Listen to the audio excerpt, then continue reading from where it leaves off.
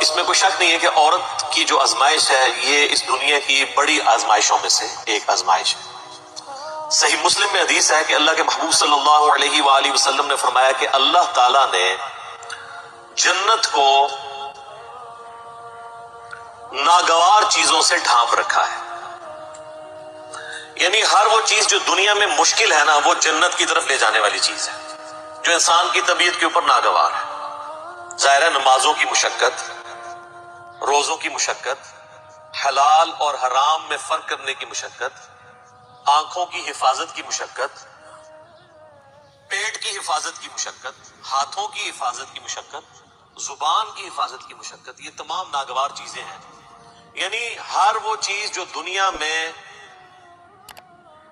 کرنے سے اللہ تعالیٰ نے منع فرمایا ہے، اس کی اٹریکشن چونکہ دل کے اندر ڈال دی ہے، لہٰذا اس چیز سے رکنا یہ ناگوار چیز ہے۔ تو مسلم شریف کی حدیث کے الفاظ ہیں کہ اللہ تعالیٰ نے جنت کو ناگوار چیزوں سے ڈھانپ رکھا ہے اور جہنم کو خوشنما چیزوں سے ڈھانپ رکھا ہے۔ یعنی جہنم کے اوپر جس کو ہم کہتے ہیں نا کہ اڑنگا لگایا ہوا ہے کہ کوئی بھی پاس سے بھی گزرے گا اس کی طرف اٹریکٹ ہو جائے گا۔ دنیا میں ہر وہ چیز جو خوشنما دکھتی ہے، جس کی طرف دل اٹریکٹ ہوتا ہے، اس کو کرنا بھی آسان ہو جاتا ہے۔ ظاہر برائی کو کرنا دنیا میں آسان ہے ایز کمپیئر ٹو نیکی کرنے کی، تو وہ تمام کی تمام خوشنما چیزیں بظاہر خوشنما ہے لیکن وہ جہنم کی طرف لے جانے والی ہے۔ اسی کی ایکسپلینیشن اس حدیث میں ہے جو سنن ابی داؤد، جامع ترمذی، سنن نسائی، ابن ماجہ میں موجود ہے کہ جب اللہ تعالیٰ نے جنت کو پیدا فرمایا تو حضرت جبرائیل علیہ السلام سے کہا کہ جائیں اور جنت دیکھ کر آئیں۔ تو جب واپس آئے تو اللہ نے پوچھا کیسا پایا؟ تو انہوں نے کہا یا اللہ کمال جگہ تو نے بنائی ہے، مجھے نہیں لگتا کہ کوئی شخص تن من دھن نہ لگا دے اس جنت میں پہنچنے کے لیے، یہ تو ساری جنت میں پہنچ جائیں گے، جگہ ہی ایسی ہے۔ اللہ تعالیٰ نے پھر جنت کو ناگوار چیزوں سے ڈھانپ دیا اور پھر کہا کہ اب جا کے جنت کو دیکھو۔ جنت کو جب جبرائیل علیہ السلام نے دیکھا تو انہوں نے کہا یا اللہ مجھے نہیں لگتا کہ اب کوئی شخص جنت میں جانے میں کامیاب ہوگا، کیونکہ تو نے اس میں ہرڈلز ہی اتنی ڈال دی ہیں کہ جنت تک پہنچنے کے لیے وہ تمام آبسٹیکلز عبور کرنی پڑے گی۔ پھر اللہ نے کہا جا کے ذرا جہنم کو وزٹ کرو۔ واپس آئے، کہا یا اللہ توبہ توبہ، یہ تو بڑی سختی کی جگہ ہے، کوئی شخص بھی کوئی ایسا عمل کرنے کی کوشش نہیں کرے گا کہ وہ اس تک پہنچ جائے۔ پھر اللہ تعالیٰ نے جہنم کو خوشنما چیزوں سے ڈھانپ دیا اور پھر فرمایا کہ جاؤ اب جا کے جہنم وزٹ کرو۔ وہ جب وزٹ کر کے آئے تو انہوں نے کہا یا اللہ مجھے نہیں لگتا کہ کوئی بندہ جہنم میں جانے سے بچ سکے گا، کیونکہ اٹریکشن ہی اتنی رکھی ہے تو نے، جہنم کے اندر نہیں، جہنم کے باہر، جس کو پنجابی سے کہنے ہیں کڑگا لگیا ہوا ہے شکار کرنے کے لیے۔ اسی ازمائش کے اوپر تو پھر جنت ہے۔ تو وہ جو خوشنما چیزیں جنہوں نے جہنم کو ڈھانپ رکھا ہے، ان میں سے پہلی چیز عورت کا فتنہ ہے۔ صحیح مسلم میں حدیث ہے، نبی صلی اللہ علیہ وآلہ وسلم نے فرمایا کہ دنیا متاع ہے، برتنے کی جگہ ہے، اور سب سے بہترین متاع نیک بیوی ہے۔ دوسری طرف یہ بھی اسپیکٹ ہے کہ نیک بیوی جنت تک پہنچنے کا ذریعہ بن سکتی ہے۔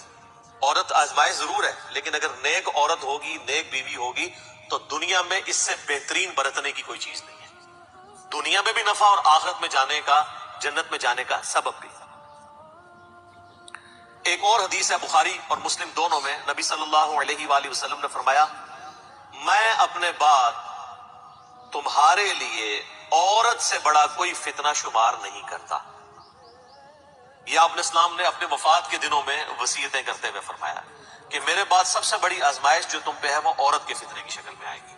اب عورت کا فتنہ ایک تو سیکس کے پوائنٹ آف ویو سے بھی ہو سکتا ہے، اور ایک اس پوائنٹ آف ویو سے کہ کوئی شخص اپنی بیوی کی محبت کے اندر جو جائز ہے ایکسٹریم رویہ اڈاپٹ کرے کہ اللہ کی حدوں کو توڑ دے، یا بیویوں کے ساتھ حسن سلوک نہ کرے اور ان کے جو جائز حقوق ہیں ان کو نہ دے، اور اس کے سبب اللہ تعالیٰ کے وہ عذاب کا مستحق ہو جائے۔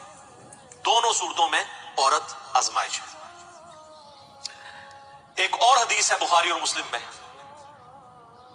تیسری حدیث، یہ آلموسٹ 12 احادیث ہیں جو میں اس میں کور کروں گا۔ تیسری حدیث بخاری اور مسلم دونوں میں موجود ہے، دو تو میں چونکہ تمہیداً بیان کر چکا ہوں، یہ 10 احادیث ہیں کانسیکٹیو، کہ کہ نبی صلی اللہ علیہ وآلہ وسلم نے فرمایا کہ عورتوں کے پاس جانے سے بچو، یعنی ان عورتوں سے مراد غیر محرم عورتیں۔ تو صحابہ نے پوچھا کہ دیور کے بارے میں آپ کا کیا پوائنٹ آف ویو ہے؟ تو آپ نے فرمایا دیور تو موت ہے، یعنی سب سے زیادہ پردے کا اہتمام دیور سے کرنے کی ضرورت ہے۔ ظاہر ہے ایک گھر کے اندر تو فزیکل پردہ مشکل ہے، بہتر تو یہ کہ الگ گھر ہو، تو وہاں پھر نگاہوں کا پردہ ہوگا، نگاہ جھکا کر بات کرنا، جسے غض بصر کہا جاتا ہے عربی میں۔ سورۃ النور کے اندر اس کی تلقین ہے۔ اس کانٹیکسٹ میں نے دو ڈیٹیل لیکچر دیے ہیں۔ مسئلہ نمبر 161A، غض بصر سے متعلق 17 صحیح الاسناد حدیث، اور اسی کا پارٹ B تھا 161B، مسئلہ عورتوں کے حجاب اور پردے سے متعلق۔ چوتھی حدیث جامعہ ترمذی میں ہے کہ نبی صلی اللہ علیہ وآلہ وسلم نے فرمایا کہ جب کوئی دو مرد و عورت کسی جگہ الگ ہوتے ہیں، اب ظاہر اس سے مراد میاں بیوی نہیں، جو نامحرم رشتہ ہے، تو تیسرا ان میں شیطان ہوتا ہے۔ تو یہ جو لوگ کہتے ہیں نا جی ہماری محبت بڑی پاکیزہ محبت ہے، اور ہر بندے نے پاکیزگی کی لیمٹس بھی اپنی رکھی ہوئی ہیں۔ کوئی شخص صرف فون پہ بات کرنے کو پاکیزہ محبت سمجھتا ہے، کوئی ہاتھ لگانے کو پاکیزہ محبت سمجھتا ہے، کوئی ایک سٹیپ اس سے آگے جانے کو پاکیزہ محبت سمجھتا ہے، اور اس سے آگے جانے کو وہ گناہ شمار کرتا ہے۔ حالانکہ اسلام میں نامحرم مرد و عورت کا کوئی اس اعتبار سے رشتہ نہیں ہے۔ حتیٰ کہ یہ جو منگیتر والا کانسیپٹ ہے نا، یہ بھی غلط ہے۔ منگیتر بھی آپس میں نامحرم ہے جب تک کہ نکاح نہ ہو جائے۔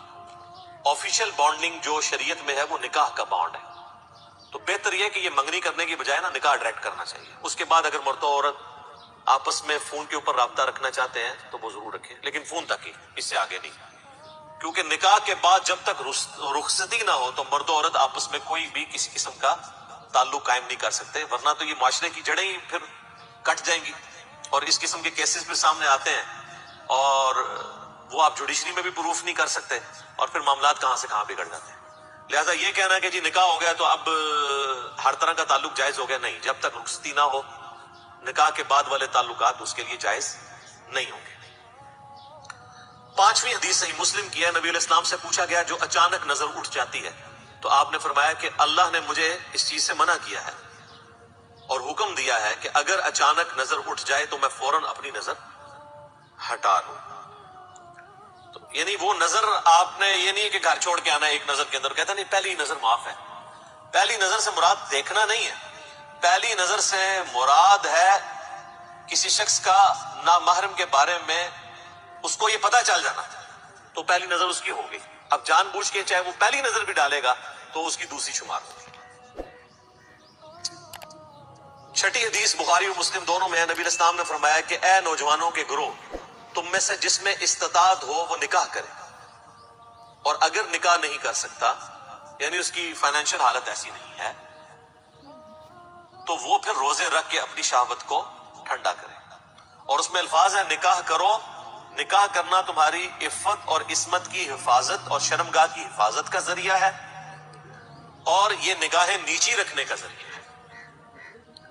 اب یہ بھی ایک تلخ حقیقت ہے کہ ہمارے معاشرے میں نکاح کی سرمنی اور شادی کی سرمنی اتنی مشکل کر دی گئی ہے کہ جو لوگ فائنینشلی افورڈ بھی کر رہے ہوتے ہیں پھر بھی حالات و واقعات ان کے لیے ایسے نہیں بن پاتے کہ وہ شادی کر سکیں۔